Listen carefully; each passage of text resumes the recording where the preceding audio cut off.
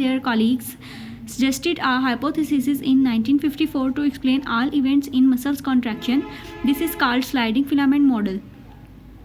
Huxley ने और F Huxley ने क्या कलीग किया था, सजेस्ट क्या किया था हाइपोथेसिस इन 1954 में, जो कि एक्सप्लेन कर रही थी इवेंट्स जो मसल्स कॉन्ट्रैक्ट करते हैं, जो कहलाती है sliding filament model of muscles contraction. ठीक है.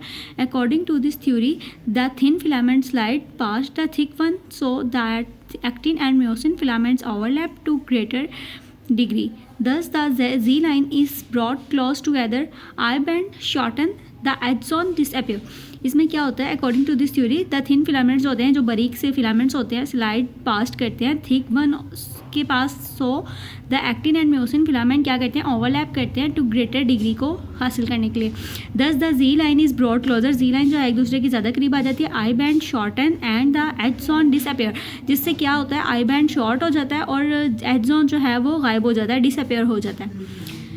In this process of contraction, the cross bridges of the thick filament become attached to the binding sites on the actin filaments. In this process में क्या होता है, contraction के जो cross bridges होते हैं थिक फिलामेंट बिकम अटैच हो जाते हैं बाइंडिंग साइड से ऑन द एक्टिन फिलामेंट्स पर. The cross bridges then contract to pull the actin filament toward the centre of centromere. Cross bridges जो होते हैं कॉन्टैक्ट करते हैं टू पुल एक्टिन फिलामेंट को एक दूसरे के करीब लाने के लिए सेंट्रोमेयर कहलाता है. इसको एक्सप्लेन करते हैं. ये स्लाइडिंग फिलामेंट मॉडल बना हुआ है. टी ट्यूब्यूल्स है, माइटोकॉन्ड्रियन न्यूक्लियस है, कैल्शियम स्टोरेज सेक्स है, जी लाइन है. इसमें muscle fibre has many myofibrils है. जी लाइन का है, ये वाली जी लाइन कहलाती है. ठीक है. ये जो दो ट्यूब्यूल शो हो रहे हैं ये क्या है, ट्यूब्यूल्स हैं. ये जो वेन्स शो हो रही हैं ये क्या है, माइटोकॉन्ड्रियन, और इसमें न्यूक्लियस पाया जाता है. ठीक है. और ये कैल्शियम स्टोरेज सेक्स है. ठीक है ना, जो इसकी साइड्स में शो किए कर रहा है ये वाले. नेक्स्ट हमारे पास ये दिखाया गया, इसको ज़्यादा जूम आउट किया गया. यहाँ पे म्योफिब्रिल has many सैक्रोमेयर्स.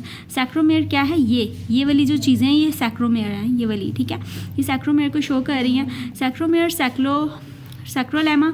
सैक्रोमेयर is relaxed. I band, A band, H zone और हैंड. इसमें क्या है, जी लाइन है, ये भी जी लाइन. ये थिन फिलामेंट है, ये वाला ये थिक फिलामेंट है, ये जी लाइन है. ठीक है. ये एक्शन फिलामेंट है, ये म्योसिन फिलामेंट है. नेक्स्ट टॉपिक है how the bridges are controlled. Bridges को कैसे कंट्रोल किया जाता है. When the muscle is at rest, the tropomyosin is disposed in such a way that it covers the sides of the actin chain where the head of myosin becomes attached. When the muscles is required to contract, calcium ion bind with the troponin molecule and cause them to move slightly. जब muscles rest की position में होते हैं ट्रोपोम्योसिन इस dispose हो जाता है इस तरीके से दैट इट कवर करता है साइड्स को ऑन द एक्टिन चेन पे. ठीक है. वेयर द हेड ऑफ म्योसिन जो है क्या हो जाता है, अटैच हो जाता है उसके साथ. व्हेन द मसल्स रिक्वायर्ड होते हैं, जब मसल्स को ज़रूरत होती है कॉन्ट्रैक्ट करने की, calcium ion bind with the troponin.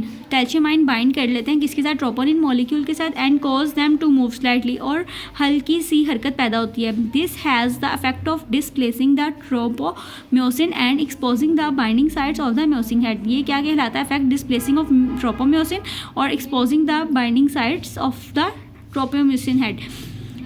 Once the myosin head has become attached to the actin filament, ATP is hydrolyzed and the bridge goes to its cycle. जब एक बार म्योसिन हेड जो है बिकम अटैच हो जाता है actin filament के साथ, ATP क्या हो जाती है, हाइड्रोलाइज